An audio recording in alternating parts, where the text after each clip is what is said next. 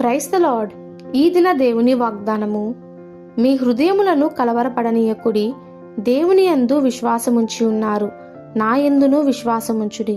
యోహాను సువార్త 14వ అధ్యాయము 1వ వచనము. లోకమును జయించిన విజయము మన విశ్వాసమే. నమ్ముట నీ వలనైతే నమ్మువానికి సమస్తము సాధ్యమే అని మార్కు సువార్తలో యేసు ప్రభు చెప్పారు. విశ్వాసంలో విజయమున్నది, విశ్వాసంలో బలమున్నది. ఆవగింజలో 66వ వంతు విశ్వాసముంటే ఒక కొండను లేచి పడమంటే పడుతుంది అని యేసు ప్రభు చెప్పారు. విశ్వాసము ద్వారా కొందరు రాజ్యములను జయించారు, నీతి కార్యాలు చేశారు, వాగ్దానములను పొందారు, సింహముల నోలను మూయించారు, అగ్ని బలాన్ని చల్లార్చారు, ఖడ్గ దారాలను తప్పించుకున్నారు, బలహీనులుగా ఉండి బలపరచబడ్డారు, యుద్ధములో పరాక్రమశాలులయ్యారు, అన్యుల సేనలను పడద్రోశారు. యేసు ప్రభునందు విశ్వాసముంచిన వారు యేసు ప్రభులో జీవిస్తారు. ఆయనే మనకు జీవము. ఎప్పుడైనను క్రీస్తునందున్న ఎడల నూతన సృష్టి. ఒక వ్యక్తి క్రీస్తునందు విశ్వాసముంచినప్పుడు దేవుడు వానిని క్రీస్తునందు ఉంచును. అతడు పాపము లేకుండా నీతిగా జీవిస్తాడు.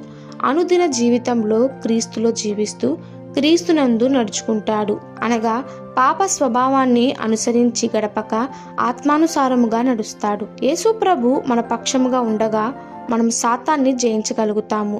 యేసుక్రీస్తునందు మనలను పరిశుద్ధాత్మ దేవుడు తన ఆత్మతో మనను నింపి అప్పుడు శ్రమ అయినను, బాధ అయినను, హింస అయినను, కరువైనను, ఖడ్గమైనను, వస్త్రహీనత, ఉపద్రవము మనలను యేసు ప్రేమ నుండి ఎడబాపనేరవు. యేసు ప్రభునందు లోకాన్ని జయించుట సులభమే కనుక యేసుక్రీస్తునందు నూతన జన్మను, నూతన జీవితాన్ని పొందుకొని యేసు ప్రభునందు జీవిద్దాము. జీవించేది నేను కాదు, యేసు నాలో జీవిస్తున్నాడు అనే విశ్వాసంతో ప్రతి విధమైన శోధనను క్రీస్తు శక్తి చేత జయిద్దాము. ముఖ్యముగా లోకాన్ని, సాతాన్ని, పాపాన్ని జయించి జయశాలులుగా ఈ లోకంలో జీవిస్తూ సత్యమనే సాక్షులుగా ఉందాము. ఈ దిన దేవుని వాగ్దానము మనందరి జీవితంలో నెరవేరలాగున ప్రభు కృప మనకి తోడై ఉండునుగాక. ఆమెన్. God bless you.